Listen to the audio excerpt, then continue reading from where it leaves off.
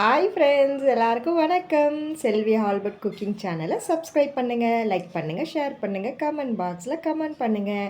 வாங்க இன்றைக்கி நம்ம கல்யாண வீட்டு ஸ்டைல் வாழைக்காய் மசாலா கறி எப்படி செய்யலான்றது பார்க்கலாமா?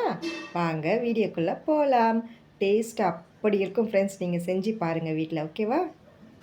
முதல்ல கடாயில் நல்லெண்ணெய் ஊற்றிக்கோங்க ஃப்ரெண்ட்ஸ். நல்லெண்ணெய் ஊற்றுனதுக்கு அப்புறமா நல்லா சூடு ஏறட்டும். அதுக்கப்புறமா பொடியாக கட் பண்ணி வச்சுருக்க வாழைக்காய் போடுங்க. வாழைக்காய் வதங்கிறதுக்காக கொஞ்சமாக சால்ட்டு ஆட் பண்ணுங்கள். ஆட் பண்ணிவிட்டு இந்த மாதிரி நல்லா கோல்டன் கலரில் ஃப்ரை பண்ணி எடுத்து வச்சுக்கோங்க ஃப்ரெண்ட்ஸ்.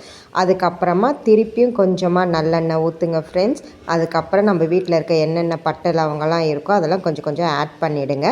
அதுக்கப்புறம் கொஞ்சமாக சோம்பு ஆட் பண்ணுங்கள். கொஞ்சமாக கருவேப்பிலை ஆட் பண்ணிவிட்டு இதை நல்லா ஃப்ரை ஆகட்டும். அதுக்கப்புறமா ஒரு பெரிய வெங்காயம் கட் பண்ணி நீல வாக்கில் கட் பண்ணி வச்சுருக்கேன், அதையும் போட்டு வதக்குங்க ஃப்ரெண்ட்ஸ். அதுக்கப்புறம் ஒரு சின்ன தக்காளி கட் பண்ணி போட்டு அதையும் வதக்கிட்டு, இன்றைக்கி மசாலான்னு பார்த்தீங்கன்னா சிக்கன் குழம்பு மசாலா தான் நான் எடுத்து வச்சுருக்கேன் ஃப்ரெண்ட்ஸ். அதை காரத்துக்கு ஏற்ற மாதிரி போட்டுக்கோங்க.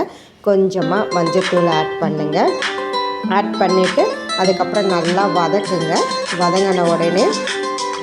வதங்கின உடனே கொஞ்சமாக தண்ணி ஊற்றுங்க ஃப்ரெண்ட்ஸ். தண்ணி ஊற்றி அந்த மசாலாக்கு ஏற்ற மாதிரி நீங்கள் சால்ட்டை ஆட் பண்ணுங்கள்.